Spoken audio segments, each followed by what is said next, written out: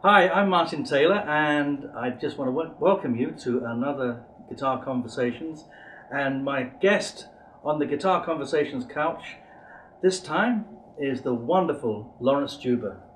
Thank you. Good to see you here, Laurence. That's a really cool tune. Is it one of yours? What's it called? It's called Catch. Catch. It's actually named after a club in Manhattan, Catch a Rising Star, which is where I met my wife Hope. Send Comedy club. my best wishes. Send my love. What tuning were you using there? Dadgad. Oh, it's G-A-D, G-A-D. Do you use that tuning much? About 50% of the time, because it lets me do things that I can't do in standard tuning. And that's kind of my motto. It's like, you can't do that in standard tuning. And certain kinds of voicings. Yeah. Just like a ninth chord, you can stack and actually put the fifth in the middle too. So you get those kind of things, and it just texturally it lets me do some interesting. Yeah, it has a very open. I don't mean this in the open tunes. It has a very open sound. It's got with space in it. It's almost more pianistic because it's standard guitar tuning really evolved around primary chords. You look at even Renaissance guitar music on a 4-string, and you see D shapes, and you see the F shapes, and you see the kind of the standard cowboy chords. In a way, it kind of makes more sense in a way, because if you just listen to this, the standard tuning, open strings, sounds like this. Okay. Now you play the open. It's music straight away. Right. And there's octaves. You have 3 D strings. Of course. 2 A strings. So all the octaves down.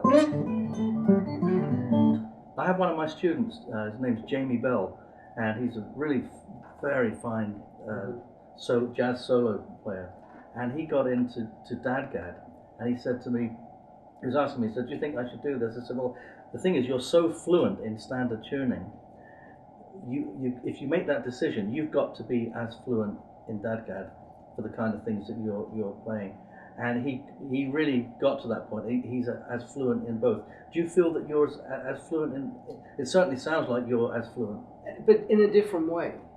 I think that DADGAD occupies a different space for me, and that was a very similar process that I went through, where it was like, well, yeah, you know your way around standard tuning. Do something different. You know? So I played with open G, G minor, DADGAD, CGDGAD is really cool too. But I just found that as an arranging tool, DADGAD really works out well, because it just allows for certain kinds of voicings, you know, those kind of... It's guitarist... Steely Dan, you know. Yeah. It's all like horn voicing. It's guitarist friendly, isn't it? It is, and like something, for example, where, you know, like a G minor 6, voiced in a way in standard tuning you'd have to do like that. Here, you can move around more readily. And plus, because you have two adjacent scale tones, you have a G and an A, those kind of like add 4 kinds of voices. I've got to get into this a little bit more, experiment with it, because I do love the sound. I just guess I'm a little lazy. Well, but it's a big commitment. You know, like Pierre Ben-Suzanne's kind of committed his entire approach to DADGAD. For me, I've actually more recently been rediscovering standard tuning. You know, through kind of almost through that detour through DADGAD. Yeah. I'll tell you my DADGAD story. I was touring here in the US, and I've got this big, heavy flight case that looks quite sinister, because it's made by a company that also make exactly the same cases for the military. So normally they carry guns and machinery. There's a guitar or an AK-47. Yeah, exactly. And there's a guitar in it. So wherever I go, TSA always open it up and check it out. But this one time I was flying into Seattle, and when I got there, I opened up my case in the hotel, and I just went go like that. The TSA guy was obviously a Pierre Ben-Suzanne fan, because. Or a Laurence Juber. Or Laurence Juber, yeah, of course. It's Then I thought to myself, you know, I had this vision of him looking at it. Oh, that looks like a nice guitar. Oh, wait a minute, I'll just having a mess around with it. Well, my TSA guy experience was in Chicago, standing in line to go through, you know, the X-ray and all that. And I see a TSA agent kind of giving me the evil eye. And I have my guitar on my back in a gig bag, because I don't travel with it, you know, in a hard case. I just take it on board with me. And as I get closer, the agent comes over and he says, "Excuse me, sir. He says, do you play in any altered tunings?" That's great. You know, it was like a security issue. Yeah. Sorry, you can't come through. You play in DADGAD. But it turned out, he said, well, you know, I have videos of my favorite guitar players, Leo Cocky, Muriel Anderson, and Laurence Juber. And I said, well, thank you very much. Wow. Proceeded to give him a guitar lesson on the spot. A guy said to me when I went into U.S. immigration, and he asked me if I had a criminal record. I said, well, I made one I wasn't very happy about. Bum. That was for Richard Niles sitting over there. Now, I think I first met you in London in the 70s, and that was in the early days you were working with Paul McCartney, who was a member of Wings. But I'd like to know a little bit more about going back further, how you got into playing one of these boxes. I will talk and retune to standard as I okay. talk. Basically, when I was 10 years old, I just every time I turn on the radio, I'd hear Hank Marvin, I'd hear the Shadows. I'd hear this great twangy guitar stuff, and it looked so cool. And then, 1963, the Beatles come along, and you couldn't get away from it. And my dad really wanted me to play the saxophone, because he was a big band fan. Yeah. And I just couldn't get into it, but the guitar was really appealing. And so on my 11th birthday, I got a guitar, and it was right after the Beatles had been on the Royal Command performance, and it was like, the clap your hands or rattle your jewelry. So I think that what happened was the success of the Beatles kind of gave the guitar legitimacy. It kind of really became kosher at that point. And I woke up on my 11th birthday and there's a guitar, and it was kind of not a great instrument. I mean, it was, you know, kind of Russian or East European, and the action was pretty high. I had one of those. But it had a floating fingerboard. Did you get it from Petticoat Lane Market? Not that one. I got my bike from Petticoat Lane when I was Club Road. I got my bike. No, actually, my second guitar came from around Petticoat Lane. Second go, and when I got my arch top, which was my second one. But this first one, I used to stuff like cardboard from a cornflakes pack underneath the fingerboard, because it would, you know, it would kind of pivot a little bit so I could get the action more playable. And all the black stuff came off on the I remember it well. I didn't discover until very recently that it had like a key mechanism on the back. I didn't discover that you could actually adjust the action with the key, which is something that I learned because Stauffer guitars, which is where C.F. Martin was like, worked at the Stauffer factory in Vienna in the early 1800s, that they used that mechanism. And it was kind of a standard thing in Eastern Europe to do that. So if I'd known, I would have just, you know, found. Yeah, my dad just stuck his cigarette packet in there for me. There you go, son. That was it for me. And then my dad took me around to a friend of his who was kind of like a dance band guitarist, playing, you know, like an amateur. So this was in London. This was in London, and the guy showed me a F major 7, and it was like the most beautiful thing I'd ever heard. And then he showed me like a C9, and it was like, oh, you can do that with it. Yeah. And so that really, in fact, I think my entire career has been the quest for the next F major 7. It even made you feel good, didn't it? Yeah. Suddenly you got all tingly playing that. Yeah, exactly. You know, I grew up and I started finding, you know, more. This was the one that came quite a while after. The one that really got me and made me go, ooh, yeah. Oh, yeah. That chord, I just love that chord. It's heavenly. 13th. Yeah, beautiful. Yeah, but that really kind of got me going. And I had a few lessons locally, you know, just in a class. But the thing that really like intrigued me was the teacher had this cool arch top. It was like a Hofner or something, you know, one of those really fancy ones. Yeah. And that was, wow. The committee, I think that was. I bet you that was the top of the range one, yeah. And then, of course, it was Hank with his Stratocaster, and you know, George Harrison with the Gretsch, and it was just, I just developed this love for the instrument and the sound of the instrument. And I guess, you know, when I was about 13, there was a local band leader, Phil Revens. There were two local band leaders. There was Harry Pitch, who was the harmonica player, and then his rival was Phil Revens, and Phil kind of adopted me. And I'm 13 years old, and I'm on the bandstand playing at a wedding, you know, and it was like, you know, kind of old school stuff, you know, it's all standards, and you know, the Kiss Me Waltz and stuff like that. But the bass player leaned over and he said, "Lad, if you don't know the chords, just play the bridge of I Got Rhythm." You know, and that was kind of my introduction to rhythm changes and cycle of fifths. Yeah, I was always told, because my dad was a jazz bass player, and he was a kid. I'd go and sit in with guys he was working with, and he used to say to me, "If you get lost," he said, "usually the honeysuckle rose works well." Right. 2-5, 2-5. He said, "Just imagine you're playing honeysuckle rose."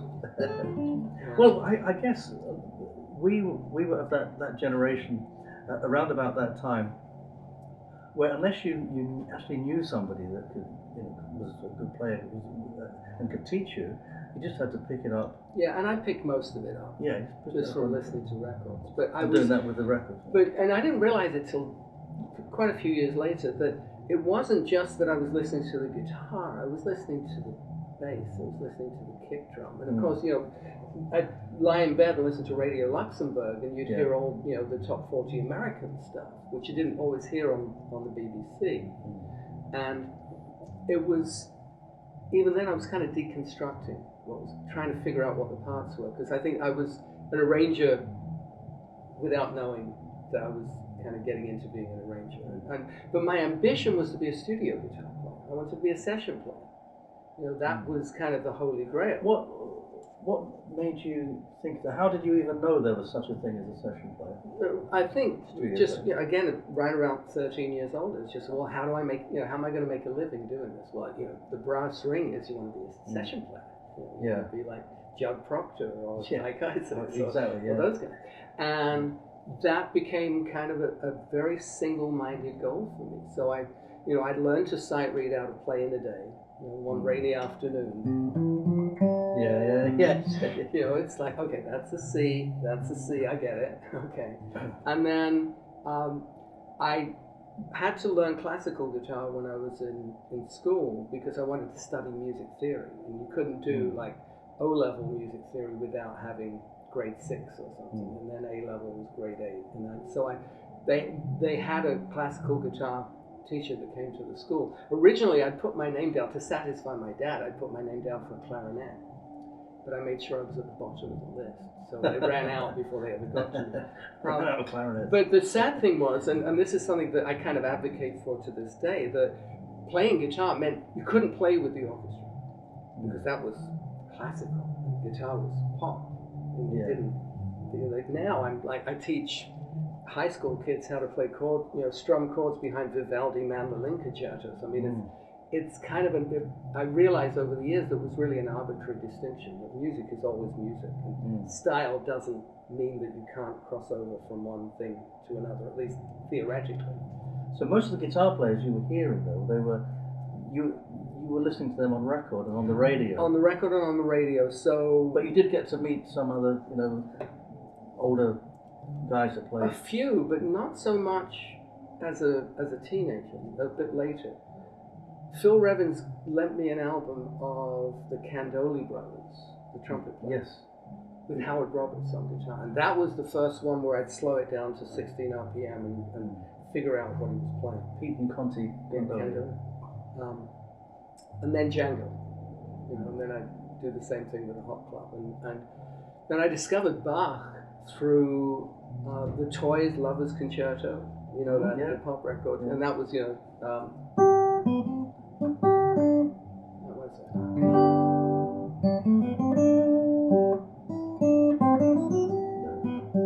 the Anna Magdalena thing, So, that kind of got me deeper into the classical side, but it was all at the service of, okay, I have to be a good sight reader, and I have to be able to play a lot of different styles.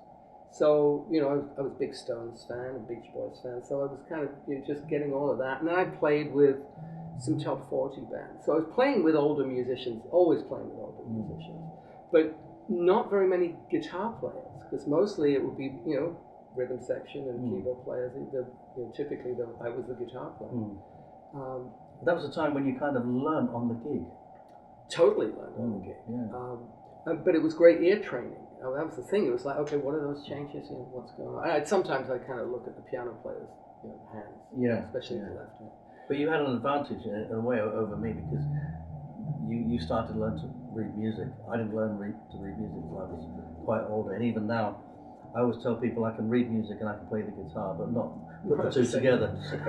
Well, I sight read a lot better with headphones and a click, because I'm so used to that studio thing of especially doing movie and television sessions in LA. Very different. When I got into session work in London, it was a little different then.